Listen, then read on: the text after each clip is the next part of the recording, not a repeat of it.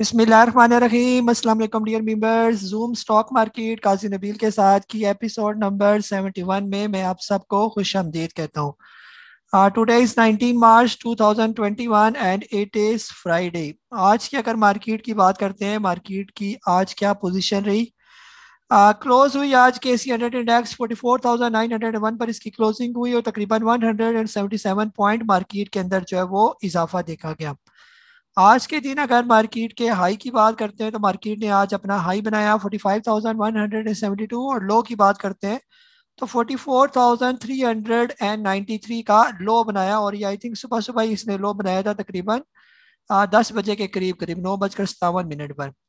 अगर आज के टॉप एक्टिव स्टॉक्स की बात करते हैं जिसमें Byco K electric, TRG, PRL, unity food, एस्कोल, टेली, हम नेटवर्क, अल शहीर और एसगार्ड 9 जो है ये शामिल है। ये टॉप एडवांसेस की बात करते हैं। आज के जो टॉप एडवांसेस में कुछ बड़े स्टॉक्स को देख लेते हैं जिसमें आज तो एस्कोल ऊपर नजर, आज मेरा ख्याल लॉक लगा हुआ है इसको, एस्कोल को। बाइको है, फिर इसके बाद फिर डंडा सीमेंट जो है ये आज के टॉप एडवांसेस में जो है वो शामिल है। ये टॉप डिक्लाइन की बात करते हैं जिसमें आ जाता है जी linear park guillotine limited, एमको industry है, मकबूल टेक्सटाइल है, फर्स्ट नेशनल इक्विटी लिमिटेड, आदम शुगर मिल्स और इसके अलावा जो है शाहताज टेक्सटाइल मिल्स और लास्ट में कोहिनूर मिल्स लिमिटेड। तो ये कुछ टॉप डिक्लाइन में शामिल थे। बहरहाल आप लोगों की तरफ आते हैं और आप लोगों का आज का दिन कैसा रहा। एज यूजल रिक्वेस्ट की जाती है जिसका भी कोई क्वेश्चन हो, हैंड रेस की एक ऑप्शन है, आप हैंड रेस नीचे क्लिक करेंगे, रेज हैंड हो जाएगा आपका, तो मेरे लिए आपका क्वेश्चन लेना जो है वो इजी हो जाएगा। ये और कोशिश करें मुख्तसर मुख्तसर जो है सवाल पूछें, एक पेज पर लिख लें अपना सवाल और टू द पॉइंट सवाल पूछें। और मैं अल्हम्दुलिल्लाह खैर खैरियत से हूँ तो बार बार खैर खैरियत भी पूछने की ज़रूरत नहीं है, सीधा सीधा सिर्फ सवाल पूछें इस्लाम दुआ के बाद। जी रिजवान खान साहब है दुबई से, सर आपको अनम्यूट करो मैं। अस्सलाम वालेकुम नबील भाई और सब अस्सलाम वालेकुम एवरीवन। जी जी वालेकुम सलाम। जी नबील भाई, एक्चुअली जो आपके तीन चार स्टॉक्स आते हैं डेली, जो हमें मिलते हैं रात को, फिर हम सुबह उसमें ट्रेडिंग करते हैं, पार्ट ऑफ दैट जो हमारे पास ह्यूज अमाउंट है, लाइक उसको हम कैसे ट्रेड में इन्वेस्ट करें, लाइक उसको हम कैश रखें जब मार्केट में बहुत ज्यादा डिप आया और उस तरफ उस वक्त हम उसमें इन करें, क्योंकि जो हम ट्रेडिंग कर रहे होते हैं डे बाय डे, फिर अचानक डिप आती है तो फिर हम लोग हुज लॉस में चले जाते हैं, फिर हम उसमें रिकवरी में हमें मतलब कि 10 से 15 या 20 दिन लग जाता है, पूरा महीना हमारा सारा दिन वो स्क्रीनों पे लग जाता है और टाइम वेस्ट हो रहा होता है। तो इसमें एक अच्छी प्लानिंग क्या होती है इसकी इन्वेस्टर एज इन्वेस्टर, कि हम कैसे ट्रेड करें पीएसएक्स में? जी जी रिजवान भाई, इसका तरीकाकार ये होता है कि या तो आपने प्रॉपर किसी अच्छे से स्टॉक्स में इन्वेस्टमेंट करके रख दें जो बहुत ही डिप पर आए हुए हैं स्टॉक्स, जैसे पीपीएल है और जो डीसी बिल्कुल डिप है, लेकिन यह है कि वो फिर पड़ा रहे एक साइड पर, फिर आप तंग पड़ेंगे कि ये हिल ही नहीं रहा, मेरा पैसा बाउंड हो गया, ये भी मसला है आजकल। और दूसरा तरीका ये है कि जो भी आपको स्टॉक्स बताए जाते हैं, जैसे मैंने आज आपको दो स्टॉक्स रिकमेंड किए, तो आप 50-50% जो है दोनों स्टॉक्स के अंदर इन्वेस्टमेंट करें। जिस तरह आपको ट्रेडिंग करवाई जा रही है उसके मुताबिक ट्रेडिंग करें, इंशाल्लाह प्रॉपर आप फॉलो करेंगे स्टॉप लॉस को तो फिर आप फंसेंगे नहीं। लॉस तो फिर बहुत कम चांस है, प्रॉफिट होगा इंशाल्लाह ज़रूर। और अगर लॉस भी होता है तो बिल्कुल मामूली सा होगा, जो स्टॉप लॉस अगर किसी ने हिट किया, अदरवाइज प्रॉफिट टेकिंग होगी। जिस तरह आज हमने अल शहर के अंदर प्रॉफिट टेकिंग की, टरपोल के अंदर नहीं कर सके, लेकिन मामूली से स्टॉप लॉस के साथ हम निकल के बाहर, तो बड़े लॉस से हम बच गए। तो आज फिर एंट्री करवाई, गेटा में एंट्री करवाई, वो आपको 2% 3% अभी भी प्रॉफिट दे रहा होगा। मंडे को आप उसमें 2% और ऊपर का ले, 6-7% का प्रॉफिट देते तो ये बहुत है। अगर आपको डे ट्रेडिंग में 4-5-6% प्रॉफिट हो जाता है तो ये बहुत है प्रॉफिट ये। तो इस तरह अपने पैसों को खुद आपने इस तरह मैनेज करना है, तो और इस हिसाब से होगा फिर सारा काम। जब जो भी आपको स्टॉक्स बताए जाते हैं आप अपने पैसों को मेरे उन स्टॉक्स में बराबर बराबर डिवाइड कर देंगे। जी डॉक्टर साजिद साहब है यूएई से, आपको जरा म्यूट कर रहा हूँ मैं। जी अस्सलाम वालेकुम काजी साहब। वालेकुम सलाम। काजी साहब, HTL इसको आज अपर लॉक लगा है, ये कैसा शेयर है? और दूसरा पावर सीमेंट। जी सर HTL जो है ना ये अच्छा स्टॉक है, ये अभी पीछे नीचे आ गया था ना, ये बहुत जबरदस्त रेट पर था, ये तकरीबन आ गया था अल्लाह खैर करे 65 रुपए पर, और ऊपर से ही नीचे आया था। तो वहां पर तो ये बिल्कुल लेने वाला बंदा था। अभी इनकी खबरें चल रही हैं कि इनको कोई पेट्रोल पंप वगैरह भी मिल रहे हैं, इनको ये नहीं लाइसेंस मिल रहा है कि ये पेट्रोल पंप बनाएंगे। वो फिर बनेंगे बाद में, और फिर उसकी और आगे शेयर बेहतरी आ सकती है। वो तो एस्कोल को भी पेट्रोल पंप बने थे, लेकिन उसका तो बेड़ा गर्क हो गया था, इतना ऊपर चढ़ने के बाद फिर एकदम नीचे आ गया। तो बहरहाल फिलहाल ये बेहतर है, इस रेट पर अगर थोड़ा और वेट करें, 60-70 के दरमियान दरमियान अगर ये मिले तो फिर तो सही है, ज़बरदस्त। वहाँ पर रिस्क कम है। तो यहाँ पर भी अगर आप इसको लेना है, लेकिन स्टॉप लॉस आपने अपने जहन में इसका होना चाहिए कि अगर कहाँ तक नीचे आ जाए तो फिर वहां से निकलने वाली बात करेंगे। और पावर सीमेंट जो है वो भी ठीक ही है, ठंडा सा स्टॉक है हमारे आरिफ हबीब ग्रुप का। वो किस्मत से ही चढ़ता है, वो किस्मत से ही अल्लाह नसीब करता है उनका पैसा किसी को। ये तो आप अपना नसीब आजमा लें ये। जी अल्ताफ भैया बैंकॉक से, आपको अनम्यूट कर रहा हूँ मैं। अस्सलाम वालेकुम गाई साहब। वालेकुम सलाम। गाई साहब, को टेक्निकल सा क्वेश्चन है सर। आज अल शहीर मैंने आपके उस पर रिकमेंडेशन तो उठा लिया। लास्ट टाइम मैं दोबारा उसमें थोड़ा एक्यूमुलेट करना चाह रहा था, लेकिन सर वो you can not allow to wash trading. Sir ये वॉश ट्रेडिंग फर्स्ट टाइम ये लफ्ज मैंने देखा सर। वॉश ट्रेडिंग बाय नहीं हो रहा सर, बार बार आ रहा सर, रिजेक्ट कर रहा था। You what are not you? Allowed to wash trading. Off कर वॉश ट्रेडिंग, WS। ऑफ करके दोबारा वॉश। लॉग आउट करके दोबारा लॉग इन करते फिर क्या पता हो जाता है। वो मेरा ख्याल है कुछ एरर दे रहा होगा। तो सर तो कभी आपका वो एक्सपीरियंस, ये वॉश ट्रेडिंग क्या होता है सर, ये वो लफ्ज? पता नहीं, कल परसों मेरा भी हुआ था, मैंने लॉग आउट करके दोबारा किया तो वो फिर ऑर्डर लग गया। ये ऐसे हुआ था ये। बस आखिरी 2-3 मिनट से बस उसमें रह गया मुझसे, फिर 12 मिनट का चलो वो रहने सर वो असल में क्लोजिंग का टाइम था ना, शायद उस टाइम को इस तरह प्रॉब्लम होगी ये। और दो। हाँ कुछ? एग्जैक्टली, मैं भी। ना हम्म। Thank you sir, thank you. हाँ जी, अल शेर भी आज बार बार ऊपर नीचे करता रहा। बहरहाल इंशाल्लाह बेहतर हो जाएगा ये आगे। उम्मीद तो है। वह तो वैसे ये बिल्कुल लो रेट पर है अपने, यानी कि बॉटम में ही है। इसकी कोई परेशानी नहीं अगर किसी ने कोई लिया भी है ये कहने पर। जी मोहसिन अब्बासी साहब इस्लामाबाद से, आपको अनम्यूट कर रहा हूं मैं। अस्सलाम वालेकुम नवीर भाई। वालेकुम सलाम। अच्छा ये नवीर भाई, मैं दो क्वेश्चन थे। एक तो ये कि जो हम डेली प्रॉफिट बुकिंग कर रहे होते हैं उसमें ये देखा गया है कि अक्सर वही स्टॉक अगर वीकली बेसिस पे देखा जाए तो वो उससे काफी मतलब दोबारा उस लेवल से ऊपर जा चुका होता है। तो बेहतर ये नहीं है कि अगर हम एटलीस्ट चले आज लेके कल बेचने की बजाय कुछ अगर हम ऐसे स्टॉक सेलेक्ट कर लें जिसको हम एटलीस्ट 1 वीक या 2 वीक तक होल्ड किया करें। और दूसरा ये कि आज इंटरेस्ट रेट भी तकरीबन अनचेंज ही रहा है, तो अभी नेक्स्ट जून तक ये मार्केट क्या इसी तरह रोज नीचे ऊपर रहेगी या इसको हम कोई आगे मजीद रैली देख सकते हैं? जी जी मोहसिन भाई, आप जिस तरह करें, एक तो मैं स्टॉक्स बताता हूँ ना जो ले और परसों प्रॉफिट टेकिंग करें, अगले दिन प्रॉफिट टेकिंग करें। आप एक अपनी मर्जी का कोई स्टॉक ले के उसको रखें और हफ्ते बाद फिर मुझे उसकी पोजीशन बताएं कि आप कितना प्रॉफिट उसको मिला आपको ना। फिर आपको थोड़ा तजर्बा भी हो जाएगा। ये दो दो तीन दफ़ा करें, फिर उसके बाद अपना तजर्बा हम सब के साथ शेयर कीजिएगा ना। फिलहाल असल में मार्केट फिलहाल इसी तरह ही है। ये जो जब तक ये बजट नहीं आ जाता, बजट तक यही पोजीशन रहेगी। बजट के बाद फिर जाके पोजीशन क्लियर हो जाएगी ये सही, यानी कि फिर मार्केट का रिदम जो है उसके बाद बनेगा ये। फिलहाल यही वाली पोजीशन है, बस लो और अगले दिन बेचो, बस ये वाली कहानी है ये। जी अली जाज भैया लाहौर से, आपको अनम्यूट करो मैं। अस्सलाम वालेकुम सर। वालेकुम सलाम। अच्छा सर, मैंने वो गेटम लिया था 46.15 पे, तो वो एकदम उसको 46.70 पे चला गया। क्लोजिंग उसकी 46.40 पे हुई थी, मैंने 46.70 पे सेल कर दिया। तो प्रॉफिट तो हो गया, तो ठीक किया या मैं कहा पूछ लूंगा। हाँ जी अली भाई, इस तरह है ना, हम जो खास तौर पर जो इंट्राडे है ना उसको तो मैं बिल्कुल भी पसंद नहीं करता कि अभी लिया अभी बेच दिया। इतनी क्या आग लगी हुई थी, इतने में आपने वो ब्रोकर का टैक्स निकालेंगे लेने और बेचने में, और वो दूसरा जो है हमारा कैपिटल गेन, तो बचेगा क्या आपको? तो मंडे को बेचते हैं, मंडे को उम्मीद है कि वो ये 46 पर आपको गैटम बहुत अच्छे रेट पर मिल गया। हो सकता है हम इसकी प्रॉफिट टेकिंग 49 पर जाके करें या 50 पर करें ये, तो वो ज़्यादा बेहतर है वहां पर प्रॉफिट टेकिंग करना। तो इतनी भी जल्दी ना करें, इंशाल्लाह बेहतर होगा ये।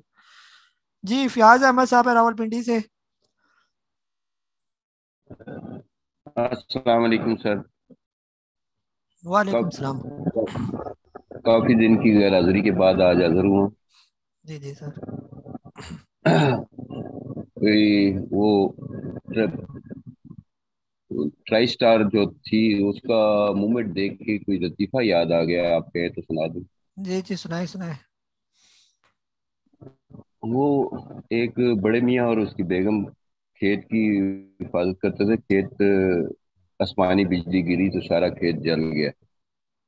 तो दोबारा आसमानी बिजली गिरी तो चली तो बेगम ने पूछा कि अब क्या बात है, अब तो सारा जल गया।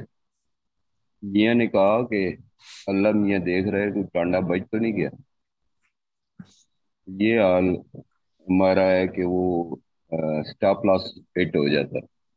जी चल है, कोई नहीं मसला। शायद आके पहले प्रॉफिट टेकिंग भी तो इसने दी है ना आपको, 11-12 पर लिया था हमने, आगे इसके पहले प्रॉफिट टेकिंग भी की। वो जब मुकद्दर नसीब में ना हो तो वो बस समझे कि अब यही हमारे नसीब में था, ये बस इसको अल्लाह की मर्जी समझा करें। जी तौहीद आलम साहब है सर, आपको अनम्यूट करो मैं।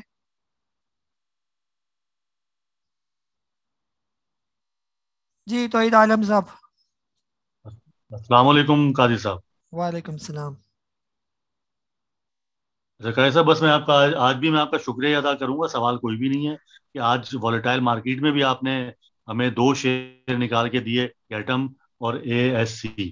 तो उसका मैं आपको अप्रिशिएट करूंगा और एक्नॉलेज करूंगा कि माशाल्लाह आपने फौरन निकाल के दिए, और जैसी मार्केट ऊपर नीचे हुई आपने फौरन स्टॉप लॉस भी हमें बता दिया कि इस पे लगा दो। तो ये आपकी मेहनत है, और हम सब बैठ के फल खा रहे हैं और आप मेहनत कर रहे हैं। माशाल्लाह, अल्लाह ताला आपको इसकी जज़ा देगा। जज़ाकल्लाह। हमारे आपके साथ हैं। चले जी तो भाई बहुत बहुत शुक्रिया, बस दुआओं में याद रखा करें। और बस जी जिया भैया लाहौर से, आपको अनम्यूट करो मैं। जी अस्सलाम वालेकुम सर।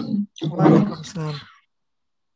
जी सर, मेरा क्वेश्चन ये है कि आप अगर ओडीएल में देखें ना, तो वो रेट्स थोड़े डिफरेंट होते हैं। तो हम रेगुलर शेयर लेके उसे चंक्स में ओडीएल में बेच सकते हैं, और इसी तरह से ओडीएल में लेके और उसकी लॉट बना के बेच सकते हैं। और सेकेंडली ओडीएल में जो है वो आपका जो अपर कैप और लोअर कैप है उसकी 10.5% है, 7.5% से ज्यादा होती है। एक तो ये मेरा क्वेश्चन। दूसरा, रईस भाई का बहुत बहुत शुक्रिया, मैंने उनसे एक काम कहा था, उन्होंने अपने काम से फारिग होके अपने बिजी टाइम में से मुझे प्रॉपरली कॉल बैक की और हेल्प किया। उनका बहुत बहुत शुक्रिया उनके लिए, और आपके लिए दुआएं हैं सर। जी फयाज भाई बहुत बहुत शुक्रिया। आप रेगुलर में लेकर दो दो करके, चार चार करके, आप माशाल्लाह आपके पास टाइम बहुत ज़्यादा होगा। आप सारा दिन एक एक करके शेयर बेचते जाएं, वो आपको ज़्यादा प्रॉफिट देगा। कम से कम 10,000 शेयर ले, एक एक शेयर बेचे, यकीन करें कि स्टॉक मार्केट में आप बिल्कुल बोर भी नहीं होंगे, और पूरा दिन आपका इतना मज़े का गुजरेगा ये, बिजी बिजी। तो ऐसे आप कर सकते हैं ये। और बाकी जो है ना, लॉक की लिमिट वही है जो सेम है, जो ऑडियल की भी वही लिमिट है और रेगुलर की भी वही लिमिट होगी ये। जी मुजम्मिल हुसैन साहब हैं ओली मदीना से, सर आपको अनम्यूट कर रहा हूँ मैं। अस्सलाम वालेकुम नबील भाई, क्या वालेकुम। हाल है आपका? ठीक है। 8 दिन से मैं आपको सुनता रहा हूँ हर जूम सेशन, लेकिन सिर्फ सवाल नहीं किया, तो आपको सलाम करना था। और जो आज एक ग्रुप में मैसेज वगैरह चले हैं थोड़े से, तो परेशान नहीं होना, हम आपके साथ हैं, और खासतौर पर मदीने वाले शहर से हैं, तो आप बिल्कुल बेफिक्र हो जाएं, जी हमारी जी। दुआएं आपके साथ। Thank you. और जी जी मुजम्मिल भाई, मैं सिर्फ माइंड नहीं करता, गप्पे शप्पे तो चलती रहती हैं, हर एक बंदे का अपना जहन है। जी राशिद सलीम साहब हैं, आपको अनम्यूट कर रहा हूँ मैं। अस्सलाम वालेकुम काजी साहब, मैंने वाह। आज ही ज्वाइन किया है। जी जी वेलकम सर। अच्छा सर, मेरे पास पहले से कुछ शेयर्स पड़े थे। ट्रिपल जीएल 17.5 की बाइंग है मेरी, और टॉमकल जो है वो 31.5 की बाइंग है। SNGP की 41.25 की बाइंग है। तो आप क्या सजेस्ट करते हैं? सर इस तरह है ना, ये जब इंडेक्स ठीक होगा ना तो ये सारे अपने रेट पर चले जाएंगे। थोड़ा आपको ये परेशान करेंगे, जब तक मार्केट प्रॉपर चलेगी तो ये सारे अपने अपने रेट पर आ जाएंगे। आपने तो इतने महंगे लिए नहीं है, ये तो नॉर्मल रेट है, बस इनको रखी रखे। और यहाँ पर थोड़े और नीचे अगर आते हैं तो मजीद ऐड करें इसमें, बेहतर है। ये बेचना नहीं आपने इसी तरह ही। ठीक है सर। Thank you. जी जी मीर यकूब अली साहब हैं, आपको अनम्यूट कर रहा हूँ मैं।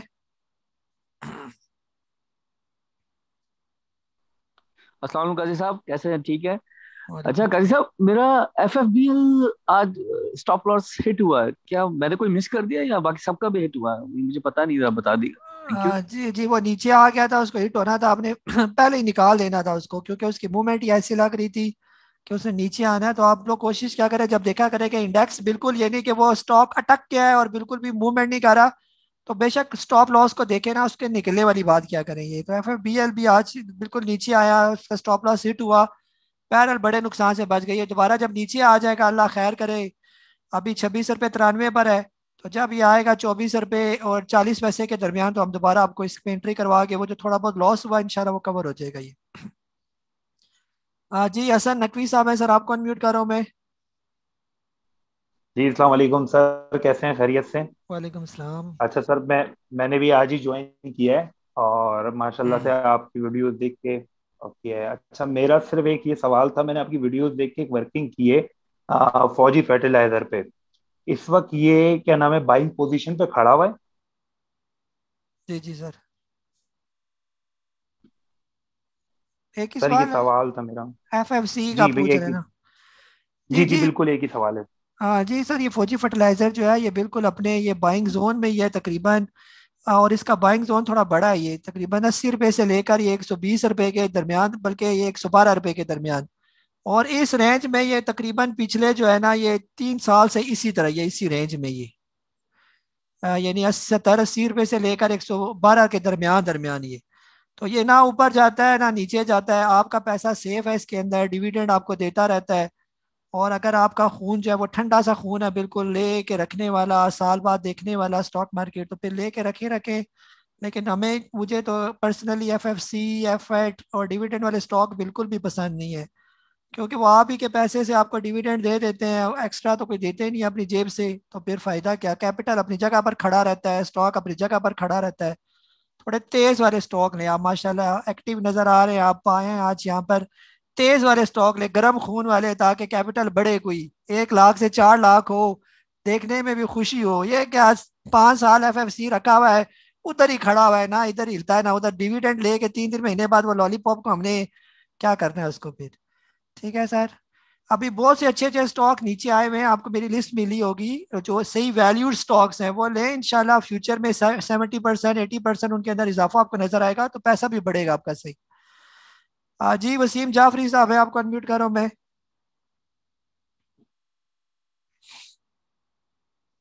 जी वसीम जाफरी साहब। अस्सलाम वालेकुम काई साहब। वालेकुम सलाम। आवा, आवाज आ रही है आपको? जी जी सर। हाँ काई साहब, थैंक यू वेरी मच। आपके जो हैं वो टिप्स तो आती रहती हैं। सवाल भी मेरे काफी सारे हैं, लेकिन चलिए मैं जितने कर सकता हूँ, जितने आप बर्दाश्त कर सकते हैं नहीं उतने ही नहीं सर, करता हूँ। 2 ही सवाल करें सर, बस ज्यादा इतने क्या चले करेंगे। चले चले, जैसे जैसे आपकी मर्जी। जी जी। काई साहब, सबसे पहला मेरा सवाल है एक्स डेट पे। जी जी सर। कि एक्स डेट जो है कंपनी ने दी या स्टॉक ने दी, इसमें उस पे उसके ऊपर आ जाती है एक्स डेट 18 आ गई पंजाब बैंक की। जी सर। ठीक है जी। तो उसी दिन जो है वो शेयर जो है वो नीचे चला जाता है। जी तो सर। जैसे आपने फरमाया कि आपके पैसे से आपको डिविडेंड मिलता है, तो फिर डिविडेंड लेने का तो कोई फायदा नहीं हुआ, या मतलब मैंने AKBL जो है वो 24 पे लिया, परसों जो था वो 2397 पे क्लोज हुआ, सुबह पता नहीं 20 रुपए पे कैसे आ गया वो, अपर लॉक लोअर लॉक कहाँ से चला गया, किधर चला गया? जी नंबर एक।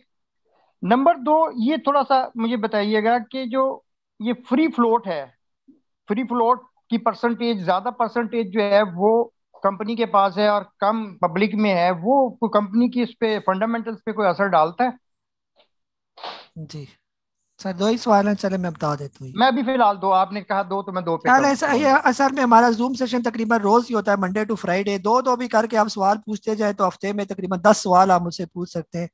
और इंशाल्लाह आपके सवालों के जवाब, बाकी भी वही सवाल पूछेंगे तो आपके काफी सवाल तो कवर हो जाएंगे ये। जो पहले आपने पूछी ना एक्स डेट, तो बिल्कुल वो आपकी बात सही है। जब वो एक्स हो जाता है स्टॉक, तो वो 3 रुपए का डिविडेंड दिया उसने, तो 3 रुपए नीचे अगले दिन खुलेगा ये। अपने पल्ले से उसने कुछ भी नहीं देना, ये वो आपकी उसी स्टॉक की प्राइस से ही आपको उसने पैसे देने हैं ये। तो और जो एक तो डिविडेंड देगा, और फिर उसके बाद वो रुका भी रहेगा, हो सकता है 2 रुपए और भी नीचे चला जाए और आपको फंसा के रखे उस स्टॉक के अंदर। वो आप अपने पैसे पूरे करते करते जो है वो 2 महीने बाद, 45 दिन बाद डिविडेंड आपके पास कहीं पहुंचेगा, तो वो रेट भी उसका नीचे होगा स्टॉक का। तो वो जब आप बराबर हिसाब लगाएंगे कि मैंने लिया कितने का था, डिविडेंड कितने का पड़ा, तो वो आप लॉस में ही रहेंगे उसमें।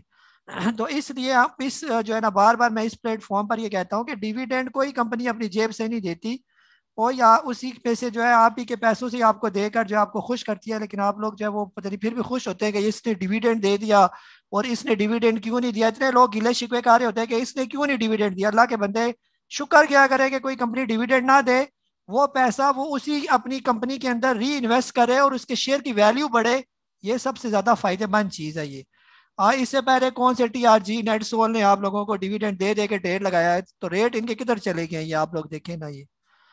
और बाकी जो है फ्री फ्लोट जो है कंपनी के पास मोर देन 50% तो शेयर्स अपने पास ही होते हैं, और इससे कम जो होते हैं फ्री फ्लोट कुछ हिस्सा जो है वो कंपनी आपको पब्लिक को देती है। तो वो आप जो पैसा कंपनी को देते हैं उसका कंपनी उसको जो है वो आगे यूटिलाइज करती है, और कंपनी को डेफिनेटली उससे फिर फायदा होता है ये। जी नदीम नसीम साहब है कतर से, आपको अनम्यूट कर रहा हूं मैं।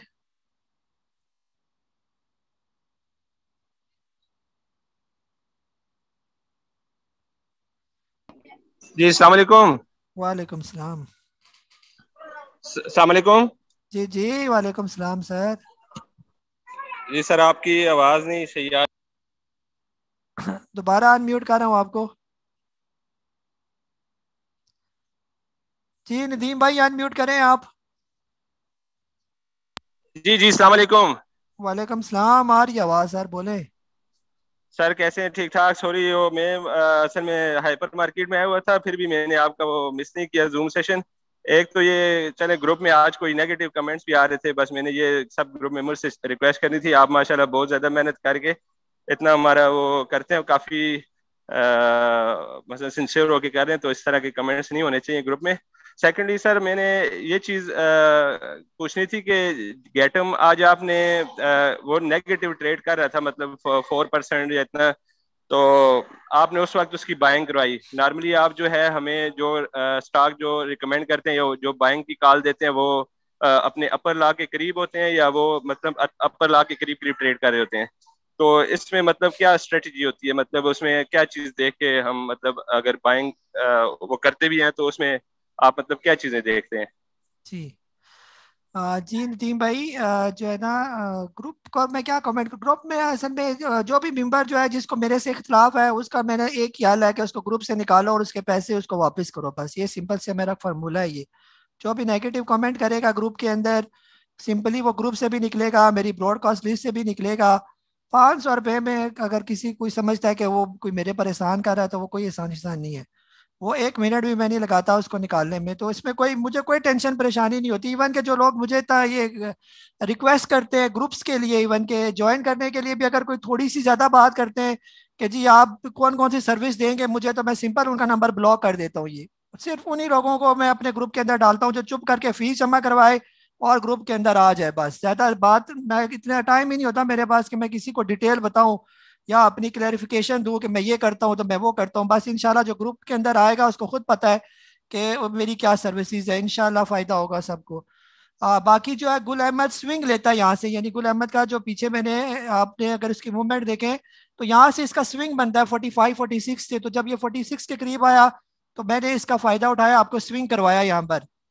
तो इंशाल्लाह अगर कल मार्केट मंडे को बेहतर होती है तो ये 49 48 आराम सुकून से चला जाएगा। ये इंडेक्स ने अगर इसको सपोर्ट किया तो हम हर तरह से मुमकिन हो सकता है जहां पर भी आपको फायदा हो। इंडेक्स को आगे मुझे खबर यही पता थी कि जो हमारी आने वाली है इसकी जो रिपोर्ट है स्टेट बैंक की वो बेहतर आएगी, मार्केट पॉजिटिव होगी तो ये वापस रिवर्स कर जाएगा।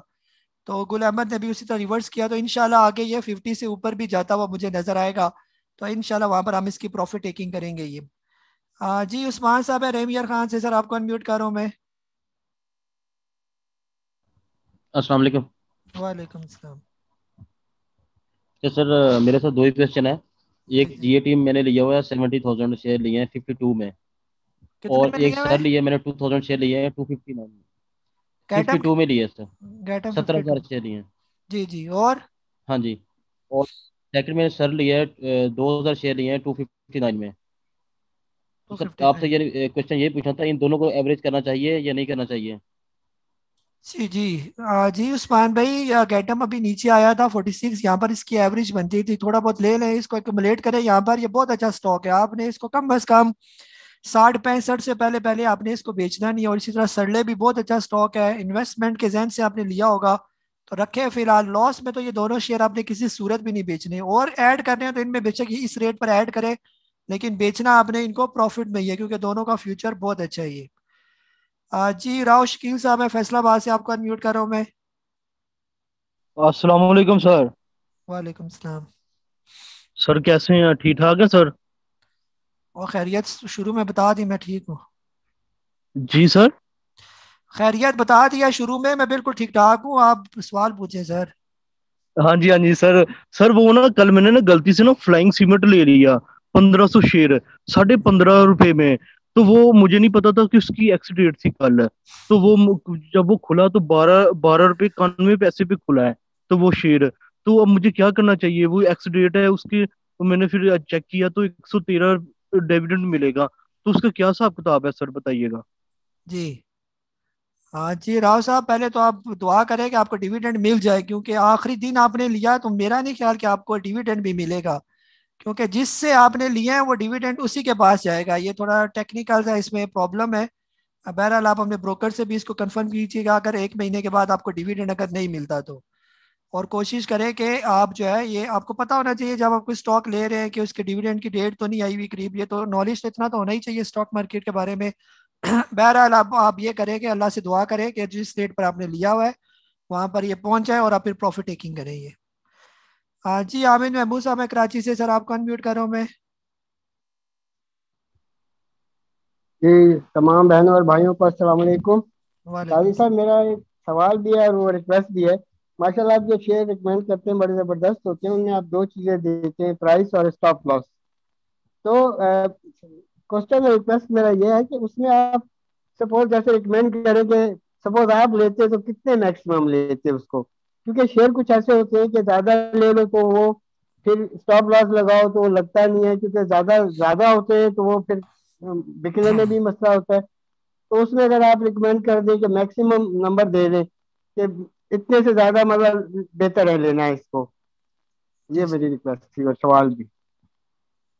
जी सर, इस तरह है ना, ये तो फिर आप पर डिपेंड करता है आपने उसके कितने शेयर लेने हैं, अपनी अपनी कैपेसिटी है। मेरी कहें तो मैं तो क्या बता, 1 लाख शेयर इकट्ठे उठा लूँ ये, अगर मेरा दिल करे। मैं कोई 10-10 शेयर लेता नहीं हूँ, मेरा दिल करे, मूड करे तो एक ही शेयर ले लेता हूँ इकट्ठे। ये 4% 5% प्रॉफिट दे तो निकल गया, कम से कम 25 30 35 40 हज़ार रुपये शो हो रहे होते हैं और मज़ा भी आता है उसको। ये तो आपका अपने पर डिपेंड करता है कि आपकी कितनी इन्वेस्टमेंट है, उसके मुताबिक आपने कैसे उठाने। स्टॉप लॉस के दरमियान जितना आप डिफरेंस रखेंगे उसके हिट होने के मैक्सिमम चांस होते हैं। कम से कम 10-15 पैसे का फर्क रखे तो आपका स्टॉप लॉस लाजमी हिट करेगा। ये हो ही नहीं सकता स्टॉप लॉस वो हिट ही ना करे अगर 10-15 पैसे का फर्क रखा हुआ है आपने ही।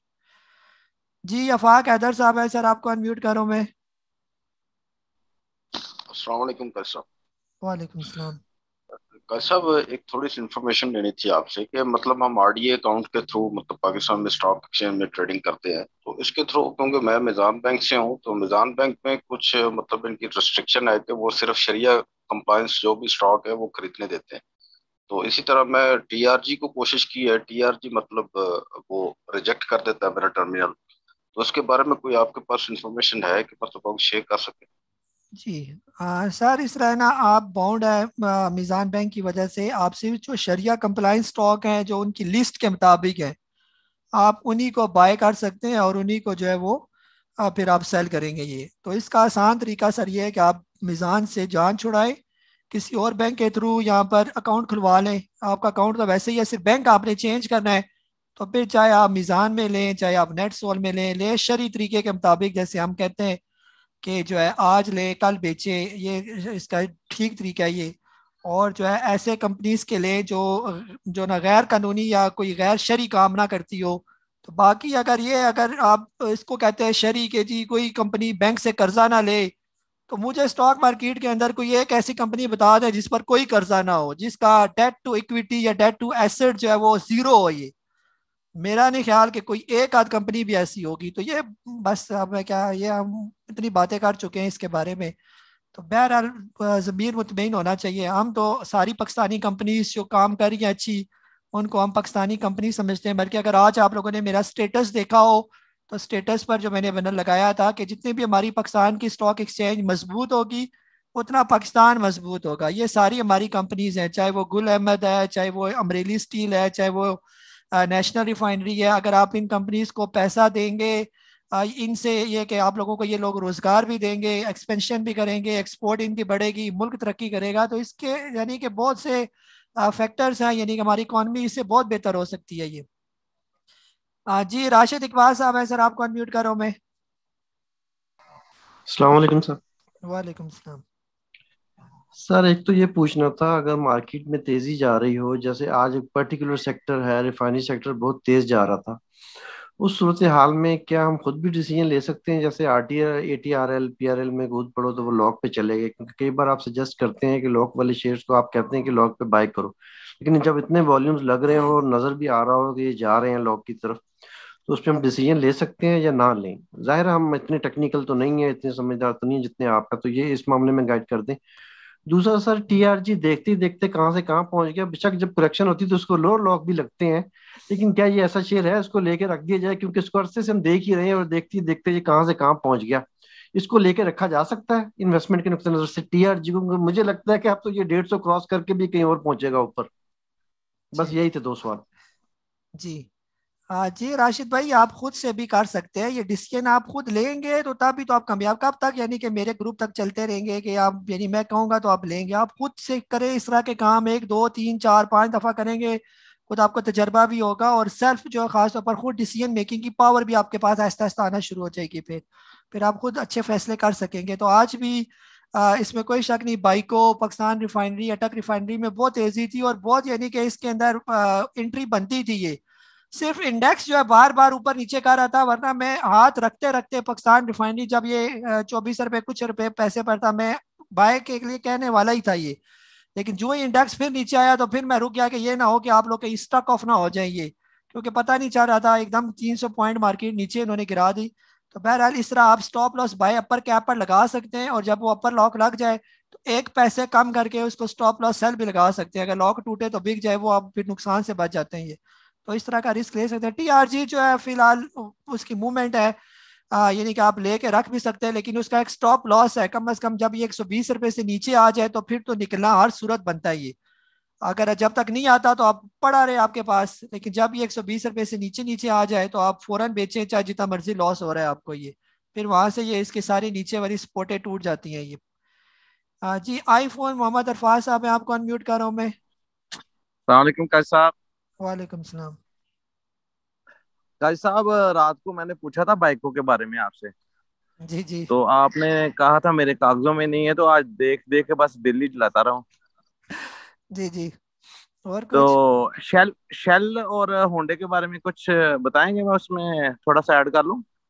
जी सर, असल में आज जो थे ना वो रिफाइनरी सेक्टर का दिन था। आज इन्होंने इसको उठाया, बाइकों को भी करंट लगा हुआ था, अच्छा खासा तेज हुआ हुआ था। ये भी वो सारी बात है, जब इनके पीछे पीर जाके हो फिर तो खुद ब खुद इन स्टॉक्स के अंदर जान आ जाती है। अदरवाइज तो ये मरे, बाइको आपको देखे कितने अरसे से मरा हुआ था, ये हिल ही नहीं रहा था ये बिल्कुल। और यानी कि एक लंबे अरसे तक, यानी कि ये इसी रेट पर था। ये तकरीबन मुझे डेट नजर आ रही है जून 2018 से, यानी अभी तक ये इस रेट तक नहीं पहुंचा था। जून 2018 की दर और अभी 2021 पहुंच गया ये वाला। सिर्फ कहीं एक दफा बीच में करके 31 अगस्त 2020 में थोड़ा सा ये ऊपर गया था 11 रुपये 36, लेकिन उसके बाद फिर नीचे ये पड़ा रहा है इसी रेट पर ये। तो ये जो इसने आज ये थोड़ी सी ऊपर यानी क्लोजिंग दी, और अगर ये दोबारा ये इसके ऊपर क्लोजिंग दे तकरीबन 11 रुपये 36 से ऊपर, तो ये इसका एक ब्रेकआउट थोड़ा सा बनेगा ये। और खास तौर पर जब ये 12 रुपये 30 तक जब तक ये क्रॉस नहीं करता, जब ये 2018-17 में था इन रेट्स पर, तो फिर जाके इसके अंदर कुछ तेजी हम मजीद जो है वो देख सकते हैं। बहरहाल अभी फिलहाल इनकी खबरें जिसकी वजह से ये तेज है। बाकी जो आपने पूछा ना शेल वगैरह, शेल पाकिस्तान बिल्कुल अच्छा स्टॉक है और ये काफ़ी जो है ये नीचे डाउन भी आया हुआ है। शेल तकरीबन 163 पर है और यहाँ पर आप इसको एकुमुलेट कर सकते हैं। और इस एकुमुलेशन जोन भी आपको पता होना चाहिए, तकरीबन 140 रुपए से लेकर 170 रुपए के दरमियान दरमियान ये सारा इसका एकुमुलेशन जोन है ये। और जब भी ये कभी आ जाए 120 रुपए से नीचे नीचे, ये इसका स्टॉप लॉस बनता है ये। और दूसरा होंडा कार भी इस रेट पर बहुत अच्छा है, यानी कि अगर आप इसमें भी एकुमुलेशन करना चाहते हैं, एच कार आजकल इसका रेट चाह रहा है 265 रुपए और ये भी तकरीबन अपने एकुमुलेशन जोन में ही है ये। इसका भी एकुमुलेशन जोन थोड़ा बड़ा है, 230 रुपए से लेकर तकरीबन 270-80 के दरमियान दरमियान ये सारा इसका एकुमुलेशन जोन है। जब भी ये क्लोजिंग देगा तकरीबन 300 रुपए से ऊपर ऊपर, तो फिर आप इसके नए लेवल्स को जो है वो आगे देखेंगे जाते हुए ये। जी दानिश मिर्जा साहब मैं आपको सर अनम्यूट कर रहा हूँ मैं। अस्सलाम वालेकुम सर। वालेकुम सलाम। सर मैं नया हूँ आपके ग्रुप में, अभी मैंने जो वीडियोस आपकी देख रहा था, मैं अब ज्वाइन किया है मैंने। जी जी आपको सर। मत पता चल गया होगा, कल रात को मैंने ज्वाइन किया था। अच्छा सर, मेरा थोड़ा सा प्रॉब्लम ये था, मैंने 2017 में ज्वाइन किया था स्टॉक एक्सचेंज। उसके बाद मीडिया टाइम्स और पेज और KOHP इन सब में मैं फंस गया हूँ। अच्छा, दूसरा JPGL मैंने किया हुआ था, वो डीलिस्टेड हो गया है। MTEX भी मैंने लिया हुआ था, वो भी डीलिस्टेड हो गया है। तो उस पर तो अच्छा खासा लॉस हो गया मुझे। अब वो लिस्टेड कब होगा कब नहीं होगा ये तो मुझे पता नहीं है। अभी मुझे ये बताइए सर कि मैं अभी पेस में और KOHP दोनों में जो है वो लॉस में हूँ। तो मैं क्या समझते हैं आप, मैं जो है वो, क्योंकि पेस मैंने हायर पे लिया हुआ है, 9 रुपए कुछ पैसे पे लिया हुआ था। तो 2-3 साल से तो स्टॉक मार्केट बहुत डाउन थी। तो अब आप मुझे बताइए कि क्या सजेस्ट करते हैं, मैं क्या करूँ। जी जी। जी दानिश भाई, अगर कोई और पैसे हैं तो फिलहाल इसको भी बेचें, थोड़े और पैसे डालें। और जो स्टॉक्स आपको हम रिकमेंड कर रहे हैं अभी, बहुत अच्छे अच्छे स्टॉक्स और सही वाले स्टॉक जो है बड़े अच्छे अच्छे रेट्स पर हैं।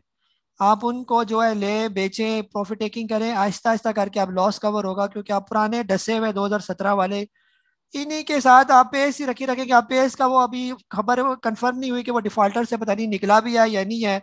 कल को फिर हो सकता है वो भी डीलिस्ट हो जाए, तो फिर आपका ये भी पैसे जो है वो फंस जाए। तो कोशिश करें अच्छे अच्छे जो स्टॉक्स हैं इनको आप रिप्लेस कर लें। अभी वो जो है ना कोसम है, कोई नूर स्पिनिंग तकरीबन 3.5 रुपए के करीब करीब है। इन दोनों को बेचें, उसमें डाल दें, वो फिर भी 4-5 पर आराम सुकून से चला जाएगा आने वाले दिनों में ये। तो वो कुछ ना कुछ लॉस आपका कवर करेगा ये। फिर जब वहां पर पहुंचे फिर आप पूछें, फिर आपको किसी और से रिप्लेस करवाएंगे। तो इस तरह करके थोड़े थोड़े करके आपके लॉस कवर होते जाएंगे ये। WTL है आजकल, वर्ल्ड कॉल टेलीकॉम, 1 रुपया 30-40 पैसे पर मूव कर रहा है। आगे फ्यूचर में खबरें हैं उसकी कि ROI वाले उसको ले लेंगे, उसके अंदर इन्वेस्टमेंट कर ले। वो अगर 2-3 रुपए भी चला जाता है आने वाले दिनों में, तो कुछ ना कुछ पेस वाला जो है आपका लॉस, वो जो 9 रुपए पर लिया हुआ है तो आधा आधा फर्क है, तो ये आधा फर्क आपका उधर से निकल जाएगा। तो इस तरह करें, बजाय इसके कि इन्हीं को देख देख कर आप 2017 से इनको देख देख कर पता नहीं कितना आपने दिल जलाया भी होगा। लॉस को 3 साल से देख देख कर ही आप उसका क्या हाल हुआ होगा फिर। जी इरफान अली साहब है सर, आपको अनम्यूट करो मैं। समझो गाइजर, मैं पहले सवालात नहीं सुन सका। तो गाइजर दो EPCL पे जो है वो बुलिश ट्रेंड है और ये बिल्कुल 51 के करीब आया हुआ है, उधर ही सपोर्ट पे है। और दूसरा जो है ये इंटरलूप जो है, इस पे भी बुलिश ट्रेंड है। तो क्या इस पे कोई जो है वो बनती है, इधर इस पे बाय करना चाहिए कि नहीं? सर जो है ना ये दोनों स्टॉक जो है ना ये तकरीबन अपने ऑल टाइम हाई पर है। ये इंटरलूप भी तकरीबन अपने ऑल टाइम हाई पर है। इंटरलूप पहुंचा था 75.30, ये इसका हाई है, तो अभी तकरीबन 72 पर है ये दोनों अपने ऑल टाइम हाई पर हैं। तो हाई का हम और क्या बताएं कि और कितना हाई इन्होंने जाना है ये। अब यानी कि हो सकता है ये 100 रुपये भी दोनों क्रॉस कर जाएं, लेकिन इनका कोई प्रीवियस डाटा हमारे पास नहीं है कि हम उससे अंदाज़ा लगाएं कि जी ये इतने तक जाने वाला स्टॉक है ये। बेहतर ये है कि आप जो है अगर ये थोड़े नीचे आपको इंटरलूप आ जाए 60 रुपए के करीब करीब, फिर वहां पर इसकी बाइंग करें। इसी तरह EPCL अगर आपको 40-45 के राउंड अबाउट अगर आता है, वहां पर इसकी बाइंग बनती है। तो जब तक ये कम अज कम यानी कि हम मैं क्या कहूँ कि 52 अपने हाई पर है, और कितने ऊपर जाएगा ये, तो रिस्क है इसके अंदर बहुत ज्यादा, और कुछ नहीं है। बाकी जो नीचे आए हुए स्टॉक्स उनके अंदर डालें पैसा, वो फिर भी बेहतर हो जाएंगे, और कम अज कम उनके ऊपर जाने के तो चांस है ना। जी सुल्तान साहब है लाहौर से, आपको अनम्यूट करो मैं। जी सलाम। अच्छा, मेरे टेक्निकल सवाल है। जैसे आप बताते हैं कि इस रेट पे खरीदो, इस रेट पे बेचो, तो जो रेट आप बताते हैं वो तो डेफिनेटली एक रेजिस्टेंस पॉइंट होता है कि अगर वो रेजिस्टेंस पॉइंट ब्रेक हो गया तो फिर आप खरीदें। तो जैसे कि AAC है, मैं देख रहा हूँ कि AAC का जो रेजिस्टेंस पॉइंट था वो 16.10 था, लेकिन जैसा 22 फेब के जो ग्राफ में देख रहा हूँ कैंडलस्टिक में, उसमें 16.34 भी है जो बॉडी बनी हुई है। तो वो क्या एक स्ट्रॉन्ग रेजिस्टेंस होता है जो आप ब्रेक करवाते फिर बाय करवाना होता है, या और भी कोई इंडिकेटर्स आप इसमें लगाते हैं तो फिर मशवरा देते हैं? और दूसरा सवाल ये था कि EMA और मूविंग एवरेज, EMA भी देखा जाता है हमारे स्टॉक मार्केट में, या सिर्फ मूविंग एवरेज को ही हम फॉलो करें? जी जी हाँ जी सर, जो पहला आपका अल शहीर वाला है ना, वो बिल्कुल इसी तरह ही होता है। उसके रेजिस्टेंस देखी जाती है कि पुरानी बाइंग जो लोगों ने की हुई है इस रेट पर, बहुत ज़्यादा लोगों ने पुराने लिए हुए इसको, जिसकी वजह से जो है ये रेजिस्ट करता है इस रेट पर। जैसे अभी 16 रुपये 10 पैसे पर है, तो 16 रुपये 75 पैसे, यानी 16 और 17 के दरमियान 2019 में, नवंबर 2019 में बहुत से लोगों ने इसके अंदर बाइंग की हुई थी ये। तो उन्होंने भी इसका कहीं इंतज़ार किया होगा कि जी कब भी आएगा तो हम भी इसको क्लियर करेंगे। तो ये इस वजह से ये रेजिस्टेंस होती है। तो हम कहते हैं कि कम अज़ कम ये तोड़े तो फिर हम आगे एक नया सफ़र, ये इसका जो ब्रेकआउट जिसको हम कहते हैं, आप ब्रेकआउट दे दिया, आप यहाँ से आप इसका रास्ता थोड़ा आसान हो जाएगा ये। और बाकी जो है मूविंग एवरेज आप अलग से भी लगा सकते हैं, एक्सपोनेंशियल मूविंग एवरेज भी अलग से अप्लाई कर सकते हैं, और दोनों के कम्बिनेशन को भी लगाकर आप जो है किसी भी स्टॉक्स का ट्रेंड देख सकते हैं। दोनों का कॉम्बिनेशन बड़ा ज़बरदस्त है, अगर आप इन दोनों को लगा के चेक करें ये। जी अली आरिफ साहब है सर, आपको अनम्यूट करोगे? सलाम वालेकुम सर, क्या हाल है? वालेकुम सलाम। सर मैं दिसंबर से आपके साथ हूँ और मैं अक्सर आपको मीटिंग में कहते हुए सुना है कि ये स्टॉक जब तेज हो जाएंगे फिर आपके हाथ में नहीं आएंगे, लेकिन सर ये तेज कोई भी स्टॉक मतलब मुझे तेज होता हुआ नजर नहीं आया अब तक। तो सर आप इसको कैसा देख रहे हैं कि ये अच्छा चले और आप अच्छा दूसरा सवाल मेरा पहले इसी का दूसरा जवाब सवाल है। पहले इसी का अच्छा जवाब देना, इसी का जवाब देना सर। आपको मैंने जी आपने दिसंबर में गुल अहमद किस रेट पर था, आप मुझे ये बताएं, जब मैंने शुरू में बाय करवाया था? सर असल में मैं गुल अहमद ले नहीं सकता, मेरा शरिया अकाउंट है ना, नहीं नहीं, वो तो गुल मैं अहमद तो उस सिर्फ टाइम 32-34 रुपए पर था उस वक्त, जो है ना आपको हमने बाय करवाया, यानी आपने नहीं लिया तो लिया तो है ना लोगों ने, तो वो जी तेज हो गया, वो आपको जी पता जी 47-48 बल्कि 60 रुपए तक भी होकर गया ये। फिर हमने आपको बर्जर बाय करवाया, हमारे पुराने मेंबर्स हैं उनको पता, उन्होंने लिया था वो 120 रुपए पर भी होके आया। निशाद मिल्स हमने बाय करवाया जी 80-90 रुपए पर, वो भी 120 का सफर तय करके आया। सरले हमने बाय करवाया 240, वो 280-300 को टच करके वापस आया ये वाला। जी एनआरएल बिल्कुल ये भी, सर लेवल एनआरएल की लिस्ट जो पुरानी लिस्टें मेरे पास पड़ी हुई है सर, ये ना कहें कि वो कब तेज, तो तेज होकर आ भी गए वापस, नहीं शायद सर, आप मतलब जैसे आप कह रहे थे ना कि सरले 300 प्लस चला जाएगा, वैसा नहीं हुआ, वो वो वापस आ जाता है। जाएंगे जाएंगे इंशाल्लाह सर। ये थोड़े से हालात जरा ठीक होने दें, ये जरा निकलने दें, ये कोविड जी शोविड आ गया बीच में, ये मसला हल नहीं हो रहा, ये फिर साइंस पास की अभी तीसरी लहर फिर आ गई है ना, तो ये जरा निकलने दें जून की, अल्लाह अच्छा करे बजट के बाद ये सारा कुछ क्लियर हो जाए, कोविड शोविड भी, फिर आप देखेंगे ये किधर जाते हैं ये सारे शेयर।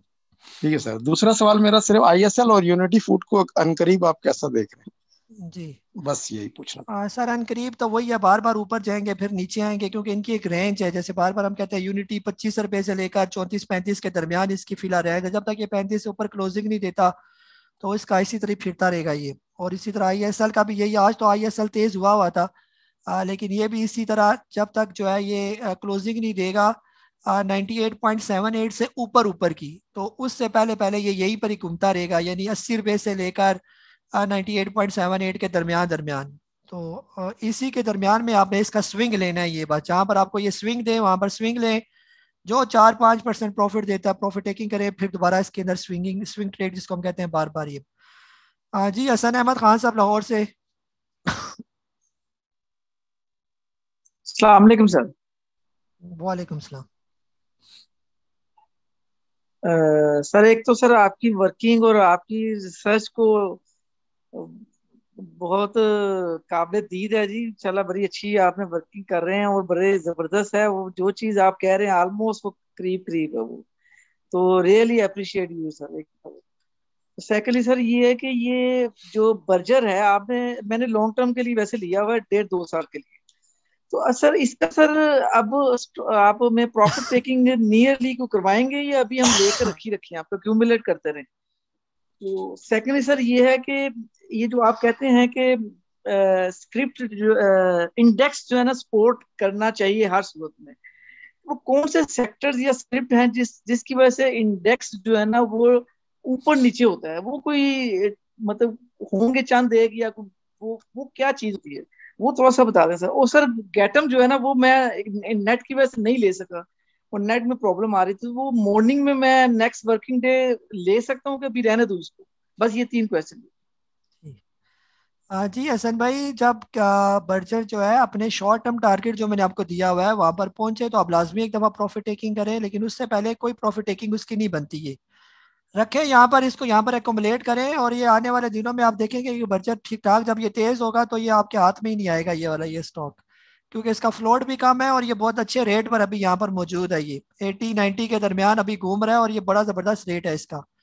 तो जब इसका शॉर्ट टर्म टारगेट पहुंचे आप इसके अंदर प्रॉफिट टेकिंग करें, और बाकी जो आपका जो गैटम जो है अगर आ जाता है 46 के करीब करीब मंडे वाले दिन, तो फिर आप इसको दोबारा पाए, ये बहुत अच्छा रेट है गैटम का, यहाँ से गैटम स्विंग लेता है, यानी 45-46 से इसका स्विंग शुरू होता है, 52 तक जाता है, फिर 52 से वापस इसने स्विंग लेना होता है नीचे आने पर, तो यहाँ पर हम इसके अंदर प्रॉफिट टेकिंग जो है वो कर सकते हैं ये।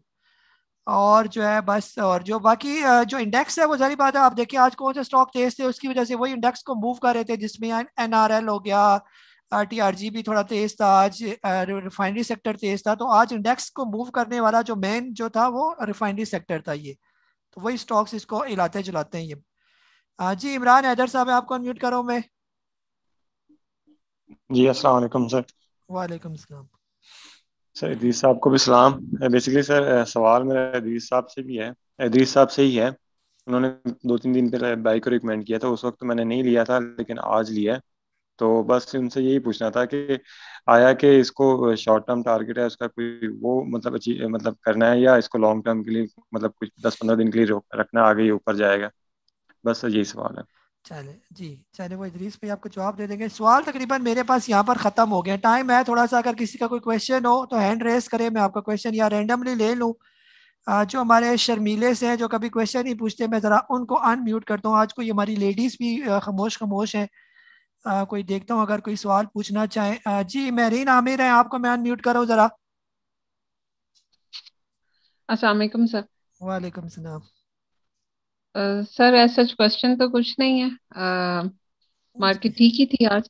बस एक वैसे ही जनरली मेरे जहन में कभी कभी आता है, मैं सीमेंट सेक्टर को जब भी कभी देखती हूँ तो बात तो ठीक है, गरीबवाल सीमेंट बड़ा अच्छा सीमेंट है, कभी ऊपर भी चला जाता है, मैंने उसमें एक दफा प्रॉफिट टेकिंग भी की, लेकिन मजे की बात है उसमें वॉल्यूम्स जनरेट नहीं होते मगर प्रॉफिट भी मिलता है। तो मैं हमेशा हैरान होती हूँ जिसमें वॉल्यूम्स जनरेट नहीं होते तो वो ऊपर कैसे चला जाता है। तो मैंने एक दफा प्रॉफिट टेकिंग इसमें की है, सीमेंट में अच्छी ठीक की है, मतलब मेरे हिसाब में जो है वो ठीक कर ली थी। तो मैं हमेशा गौर करती हूँ कि इसमें नहीं जनरेट होते वॉल्यूम्स और ये ऊपर भी जाता है। बस this is the basic question, जी जी बाकी और कुछ। जी मैडम, जो है ना ये बड़ा ज़बरदस्त क्वेश्चन है आपका, और ये तकरीबन सबके लिए बहुत इंपॉर्टेंट है कि ख़ास तौर पर ऐसा कोई स्टॉक आप ढूंढा करें जिसमें जो इन्वेस्टर का जो इंटरेस्ट जिसमें कम से कम हो। जैसे Gharibwal cement maple leaf cement से बहुत अच्छा है, ये मैपल लीफ के सारे पीछे पड़े हुए हैं, वो जैसे एक फुटबॉल की बॉल के पीछे सारे 11 प्लेयर भाग रहे होते हैं, 7 प्लेयर सॉरी। तो एक आध ये नहीं कोई बंदा साइड पर हो जिसकी किसी पर नजर ना पड़े, तो गरीबवाल उनमें से बेस्ट सीमेंट है। जब अगर ये आपको 40 रुपए से नीचे मिल जाए तो आप लाजमी उसको एकमलेट करें, बजाय इसके कि आप मैपल के पीछे पड़े रहे कि मैपल को हमने लेना ही लेना है। तो गरीबवाल आपको अच्छा खासा पैसा दे देगा। इसी तरह आप देखें पाइनियर सीमेंट कहाँ निकल के आई है, बिल्कुल ये मैपल के साथ साथ था और वो किधर चला गया, और ये क्योंकि उसका फ्लोट कम था और इस पर किसी की नजर नहीं थी। तो आप लोग भी कोशिश करें कि ऐसे ऐसे स्टॉक्स देखा करें जिस पर यानी कम लोगों की नजर हो, और वो फिर आपको देखते ही देखते इतना प्रॉफिट दे देंगे कि आप सोच भी नहीं सकते। और ख़ास तौर पर हमारे एक जाफरी साहब हैं अमेरिका से, वो तकरीबन माशाल्लाह रोज़ ही जूम के बाद मुझे कॉल करते हैं उधर से, और वो भी बताते होते हैं कि गरीबवाल सीमेंट से उन्होंने बहुत पैसा कमाया, यानी ठीक ठाक ह्यूज अमाउंट जो है उन्होंने सिर्फ इस सीमेंट से पैसा कमाया। और एक और हमारे इन्वेस्टर हैं जिसका मैंने बार बार आपको जिक्र भी किया कि जिन्होंने सिर्फ पाइनियर सीमेंट से जो है उन्होंने 6 महीने के अंदर अंदर 24 लाख रुपए के करीब जो है उन्होंने पैसा कमाया ये। और इन्वेस्टमेंट उनकी कितनी थी, 22,000 टोटल उन्होंने शेयर लिए हुए थे टोटल।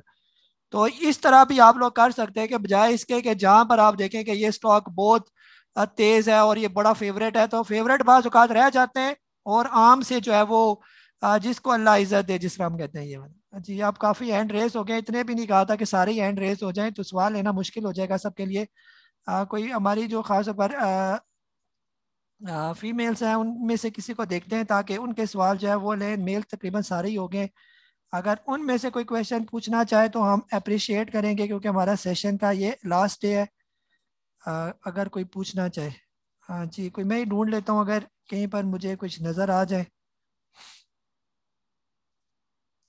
कहीं दूर दूर कोई हमें फीमेल मुझे नज़र नहीं आ रही। चलें जी, मुदस्सर हुसैन साहब सऊदी अरेबिया से, सर आपको अनम्यूट कर रहा हूँ मैं। अस्सलाम वालेकुम सर। वालेकुम सलाम। सर मेरा आज कोई ऐसा टेक्निकल तो नहीं है कोई क्वेश्चन, लेकिन सर मेरा आज उन्होंने एनसीसीपीएल उन्होंने अकाउंट दोबारा बंद कर दिया, पहले भी एक दफा कर दिया था, आज दोबारा कर दिया है। तो अभी यूके नंबर चाहिए, वो मैं ये मेरे असली वालों ने मांगा है यूके नंबर, तो मैं ढूंढ रहा हूँ मुझे मिल नहीं रहा, वो कैसे अब मिल सकता है? जो जो उन्होंने मेल की थी पहले पुराने अकाउंट वालों ने, वो शायद मिस हो गई है। तो इसके बारे में आप या अदरीस साहब से बताना कि वो कहाँ से हासिल किया जा सकता है। जी सर आप अपने पुराने मैसेज को रिट्रीव करने की कोशिश करें, उधर ही से होगा या ब्रोकर से मिलेगा, और कहाँ से मिलेगा ईमेल चेक करें, कोई जो आपकी ईमेल होती है कैशे ईमेल में बाज़ औक़ात, या स्पैम जो ईमेल होती है वहाँ पर बाज़ औक़ात वो मेल चली जाती है। जी मैडम जेबा सुमरो है, आपको अनम्यूट करो मैं।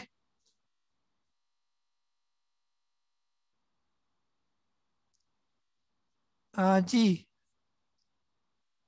मैडम जेबा सुमरो, आपको अनम्यूट कर रहा हूँ मैं।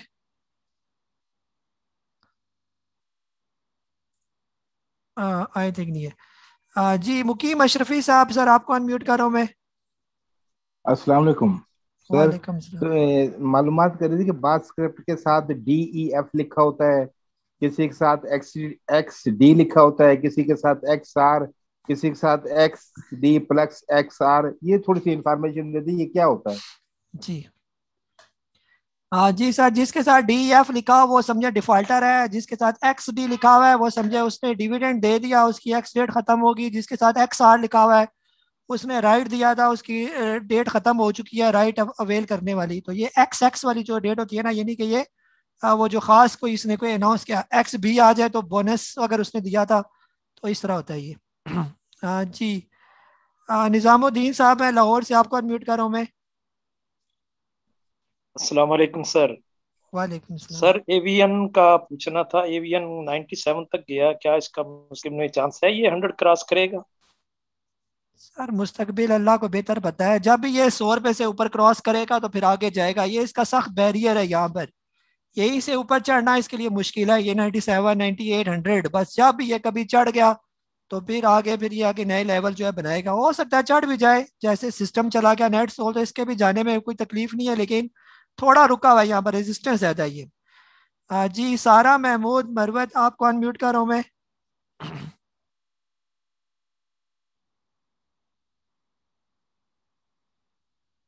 जी यहाँ पर शो हो रहा है सारा महमूद मरवत जी, आपको अनम्यूट कर रहा हूँ। चले आई थिंक नहीं है। जी लियाकत अली साहब सदकाबाद से, सर आपको अनम्यूट कर रहा हूँ मैं। अस्सलाम वालेकुम। वालेकुम सलाम। भाई साहब, आज रिफाइनरीज को जो एग्जाम्पशन दी है टैक्सेस वगैरह की, तो क्या लगता है नेक्स्ट वीक पे कितना का क्वेश्चन बनता है इनमें? बस जी यही मैंने पूछा, जी कुछ कर दी। सर, रिफाइनरी जो है वो वैसे भी जो डिस्काउंट पर आपको मिल रही है, पाकिस्तान रिफाइनरी होगी या जो इसके अलावा बाइको होगी, ये है भी, ये बिल्कुल ओवर सोल्ड हो चुकी हैं और बहुत नीचे लो रेट पर है, यहाँ पर बनती है इनकी बाइंग।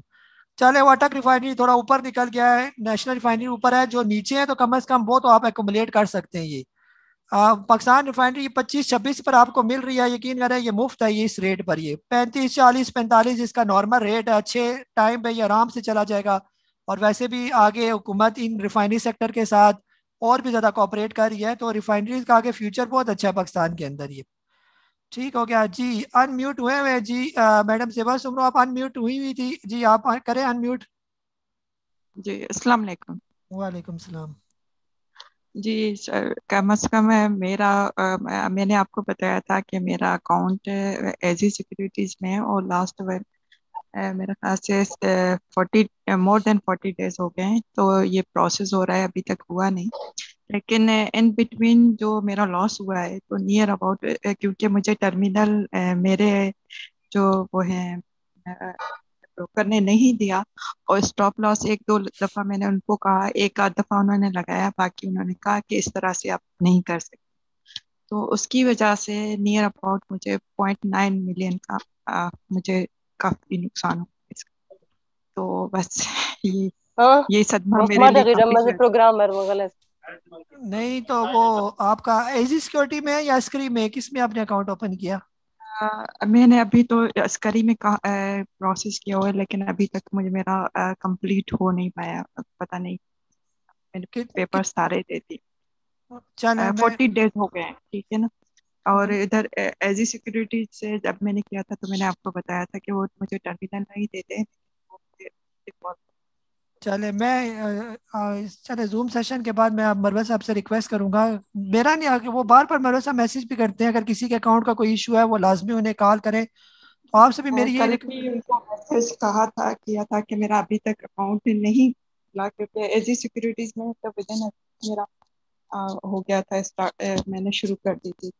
अब यहाँ पर तो 40 डेज हो, और CTC अकाउंट मतलब जुलाई में मैंने यहाँ स्टॉक में काम करना शुरू कर दिया है, लेकिन अभी तक यही हुआ है।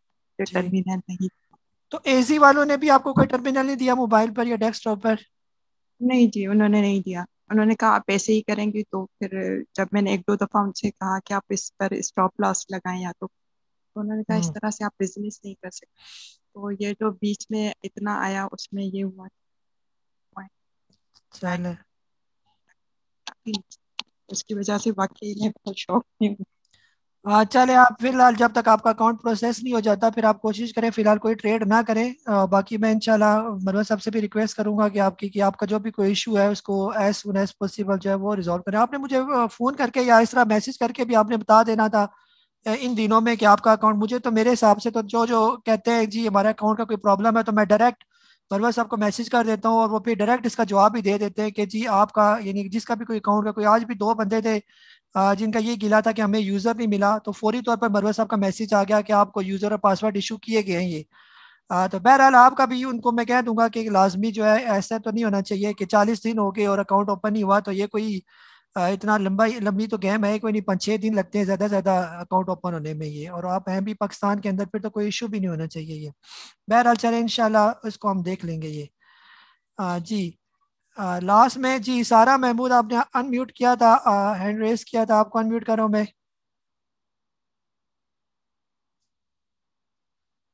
जी मैडम सारा है, आपको अनम्यूट कर रहा हूँ मैं। हेलो, आवाज आ रही है? हाँ जी जी आ रही है।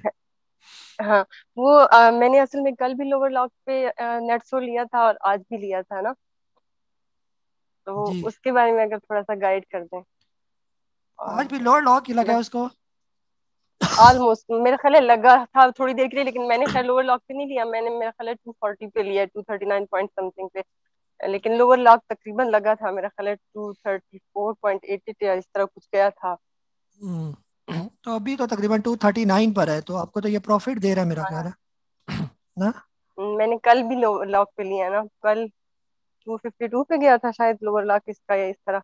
तो कल भी मैंने लिया था, आज भी लिया है, तो खैर मेरा थोड़ा सा वो है नीचे है, लेकिन वैसे ही मैं कह रही हूँ कि मतलब फ्यूचर में लगता है कि बढ़ेगा क्योंकि सारा आईटी सेक्टर आज भी ग्रीन था ना। जी जी जी तो लोअर लॉक पर जो है ना इसका तरीकेकार ये होता है मैडम कि जब भी कोई स्टॉक जो है अगर किसी को लोअर लॉक लगाओ, ये सबके लिए ये क्वेश्चन है, देखे जाने माशाल्लाह लेडीज के क्वेश्चन जो है वो जरा ऐसे होते हैं जिसपे आप लोगों को भी नॉलेज मिलेगा ये।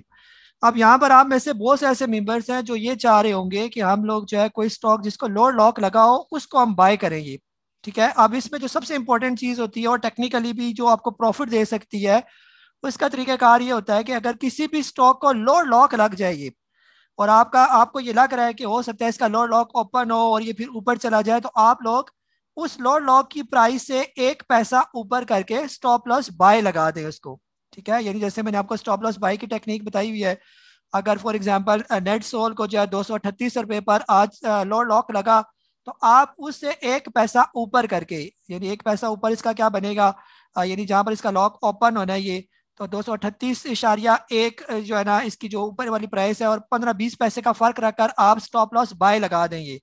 जो ही इसका लॉक ब्रेक होगा तो आपका वो बाय हो जाएगा, अदरवाइज अगर लॉक लगा रहा तो फिर बाय नहीं होगा। तो इसका क्या फायदा होगा, जो ही लॉक ब्रेक हुआ आपके कस्टडी में वो आ गए, अगर वो 3-4-5 रुपए ऊपर चला जाता है तो आप फिर स्टॉप लॉस सेल जो है लोअर लॉक पर उसको लगा देंगे।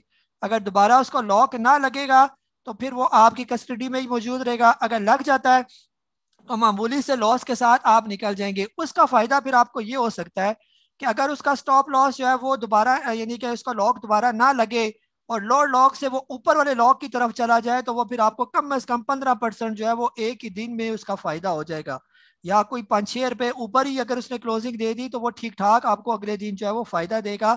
ये तरीकाकार है कोई भी स्टॉक लोअर लॉक पर जो है वो बाय करने का। ये ठीक हो गया, उम्मीद है कि ये चीज आपको समझ आ गई होगी। स्टॉप लॉस बाय 1 पैसा ऊपर करके आपने लगाने हैं और ये बहुत जबरदस्त टेक्निक है। अक्सर मैं भी यही टेक्निक यूज करता हूँ कि जब कोई बड़े बड़े स्टॉक जो है जैसे NRL जो है 35 रुपए नीचे लॉक लगा, 1 पैसा ऊपर करके आप उसको स्टॉप लॉस बाय लगाए, जो ही उसका लॉक खुलता तो 20 रुपए वो ऊपर निकल जाता, होता वो लॉस में लेकिन 20 रुपए ऊपर होता है, तो वो ठीक ठाक जो है 4% 5% आपको प्रॉफिट दे देता है ये वाला।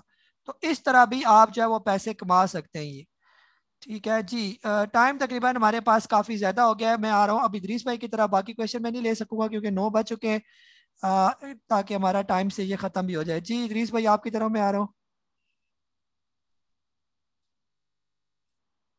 अस्सलाम वालेकुम वालेकुम सलाम।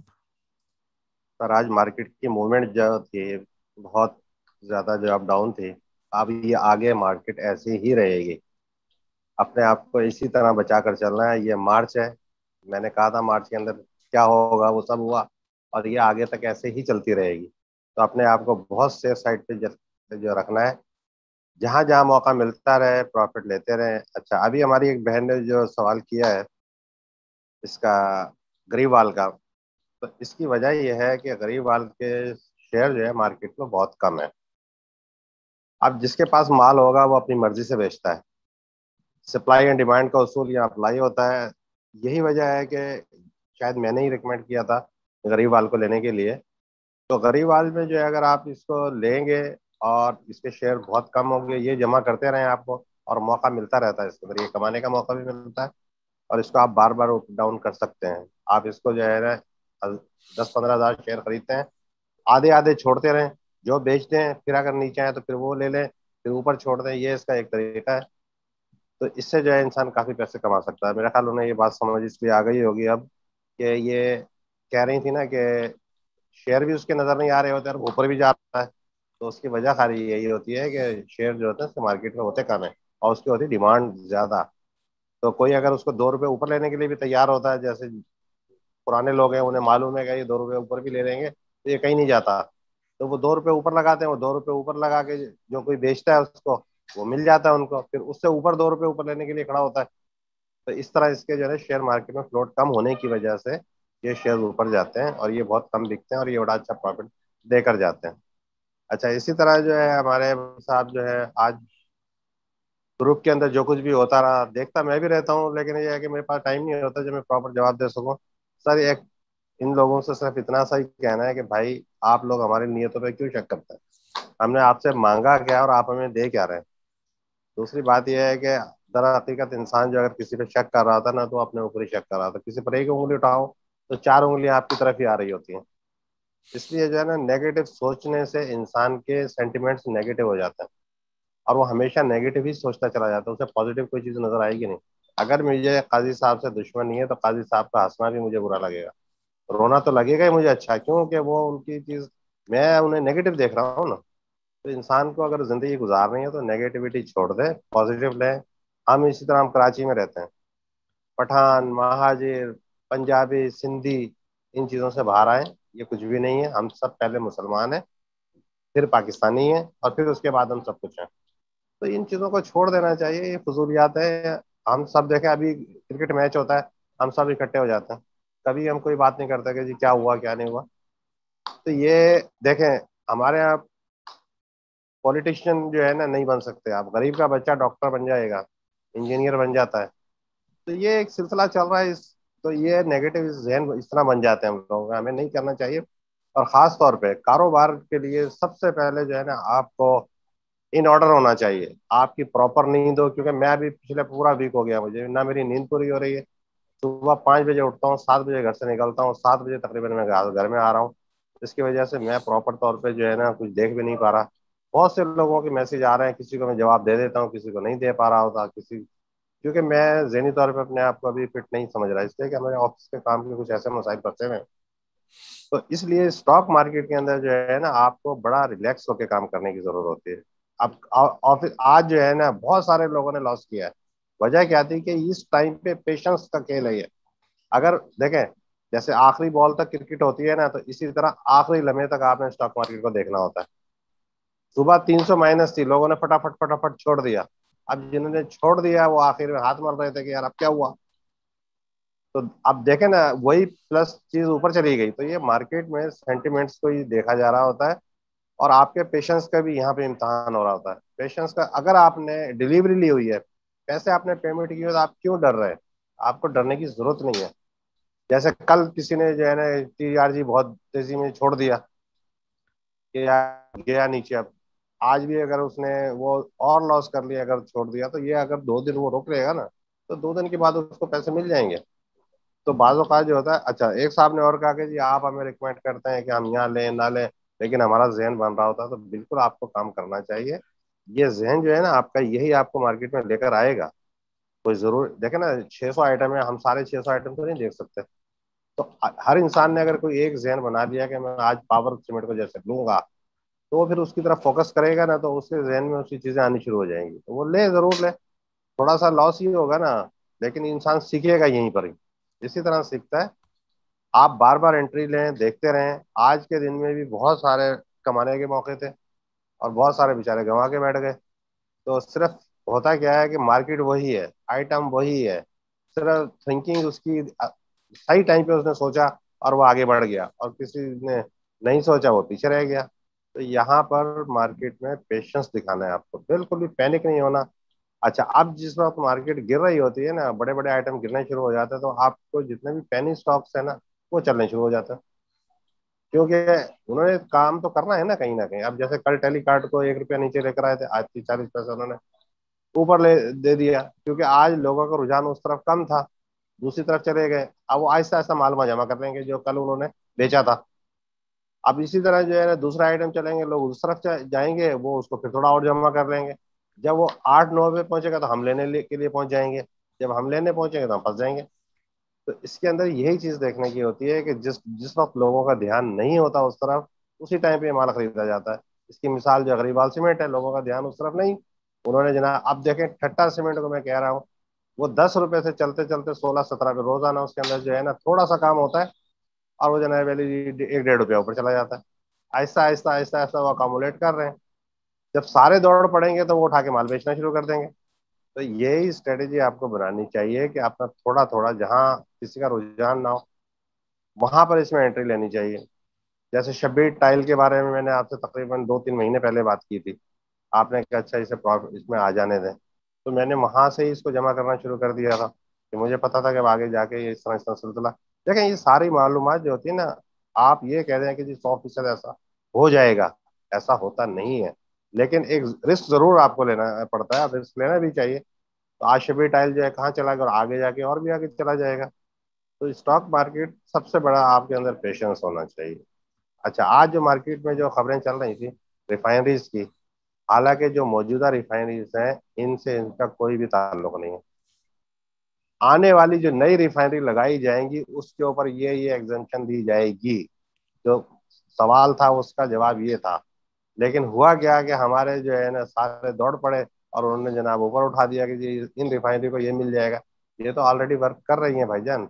इसी तरह जो है आपको कह भी दिया था, कल नजर भी आ रहा था कि कोई इंटरेस्ट रेट नहीं बढ़ रहा, लेकिन चांस था कि शायद बढ़े, लेकिन चांस ज्यादातर यही था कि ये अनचेंज ही रहेगा। वही हुआ।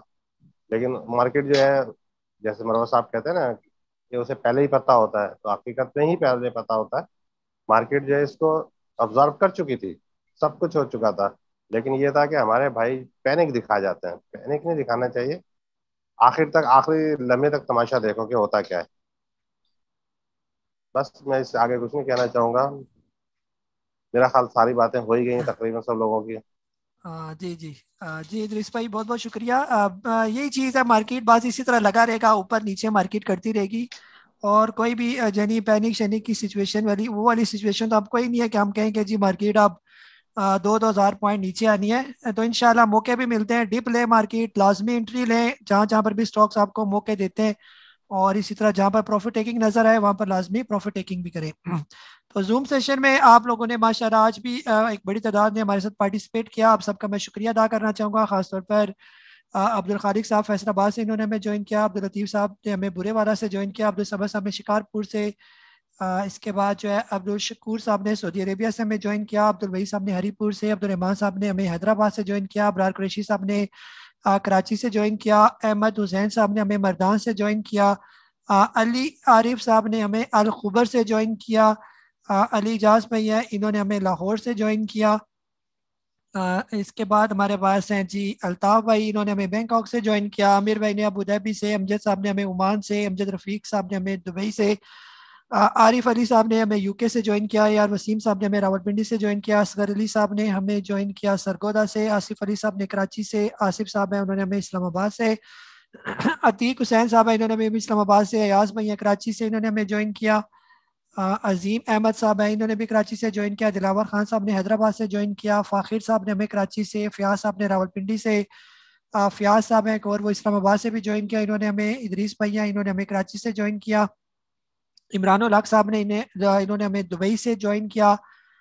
ये इमजी हैं कोई, इन्होंने हमें मुल्तान से ज्वाइन किया। जाम यासीन साहब ने होली मदीना से हमें ज्वाइन किया माशाल्लाह। शहबाज भाई ने हमें लाहौर से ज्वाइन किया। साबिर साहब ने सऊदी अरेबिया से ज्वाइन किया। सनाउल्लाह साहब ने बावलपुर से।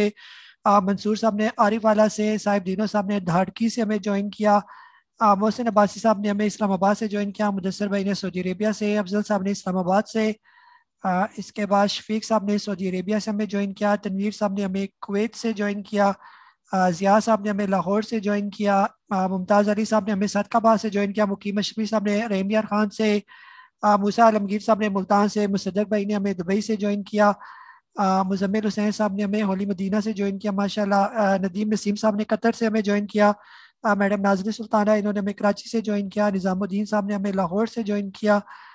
कदीर साहब है, इन्होंने हमें यूएई से ज्वाइन किया। कारी तैमूर साहब ने हमें मनसेरा से ज्वाइन किया। राव शकील साहब ने फैसलाबाद से हमें ज्वाइन किया। राशिद जुबैर साहब ने कराची से हमें ज्वाइन किया। इसके बाद सफदर राजा साहब ने सरगोदा से। साकिब साहब ने कुवैत से। शाह मोहम्मद साहब ने पेशावर से हमें ज्वाइन किया। इसके बाद हमारे पास हैं जी सुल्तान साहब, इन्होंने हमें लाहौर से ज्वाइन किया। उमर साहब ने इस्लामाबाद से। उस्मान साहब ने गुजरावाला से। वजी बुखारी साहब ने हमें लाहौर से ज्वाइन किया। इसके बाद हमारे पास है जाहिद हुसैन साहब ने हमें कराची से ज्वाइन किया।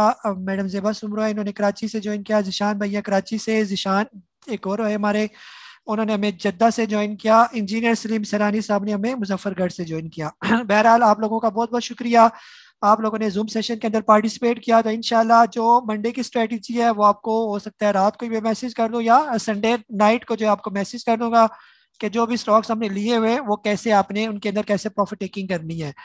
कोशिश करें वीकेंड जो है आराम सुकून से गुजारा करें, बिल्कुल भी स्टॉक मार्केट की टेंशन ना लिया करें। 2 दिन है, आराम सुकून से चिल मारें, टर्मिनल बंद करें और अपनी फैमिली के साथ ये 2 दिन आराम सुकून रिलैक्स वाली जिंदगी से गुजारें। स्टॉक मार्केट की जब तक आप टेंशन लेते रहेंगे तो यकीन करें कभी भी कामयाब नहीं होंगे। ये बिल्कुल फ्री छोड़ें स्टॉक मार्केट को, रिलैक्स मूड के साथ इसको काम करेंगे जैसे आप ऑफिस का काम करते हैं या अपनी नॉर्मल रूटीन के काम करते हैं। इसी तरह जब आप स्टॉक मार्केट को भी नॉर्मल रूटीन के साथ करेंगे तो इंशाल्लाह आप देखेंगे कि ये आपको ज्यादा खुशी देगी, बजाय इसके कि आप इसको देख देख के स्ट्रेस लेते होंगे, शेयर नीचे आ गए, उधर क्या होगा, वो हो गया, ये हो गया। अगर आपने अपने पैसों से स्टॉक लिए हुए और अच्छे स्टॉक लिए हुए, अगर वक्ती वो नीचे आ भी गए हैं तो यकीन करें मैं आपको गारंटी से कह सकता हूँ कि वो आपको कभी भी लॉस नहीं देंगे। अगर आपने अपना पैसा यूज किसी से उधारे लिए हुए या लेवरेज पर काम किया हुआ है वो फिर आपकी जो है ना वो फिर परेशानी है वो फिर आपकी। तो कोशिश करें अपने पैसों से ही नॉर्मल से अच्छे से स्टॉक लिया करें। नीचे आते हैं तो इंशाल्लाह जब फ्यूचर में वो तेज होंगे तो आपका कोई लॉस नहीं होगा। ये स्टॉक मार्केट आपको कभी भी लॉस नहीं देगी। अच्छे स्टॉक अच्छी जो कंपनीज हैं वो कभी भी जो है अपने इन्वेस्टर्स को वो धोखे नहीं देती। वक्त आने पर वो सारे स्टॉक्स बेहतर हो जाते हैं। टाइम लग सकता है लेकिन यह है कि वो रिवर्स होता है। ये स्टॉक मार्केट रिवर्स है, सर्कल की तरह ये घूमती है। आजकल थोड़े स्टॉक्स नीचे अच्छे अच्छे वाले भी, लेकिन ये भी पहिया घूमेगा तो वो सारे स्टॉक्स ऊपर चले जाएंगे। तो अपना बहुत सारा ख्याल रखें। मुझे काजी मोहम्मद नबील को स्टॉक मार्केट की इस एपिसोड नंबर 71 के साथ इजाजत दें। अल्लाह।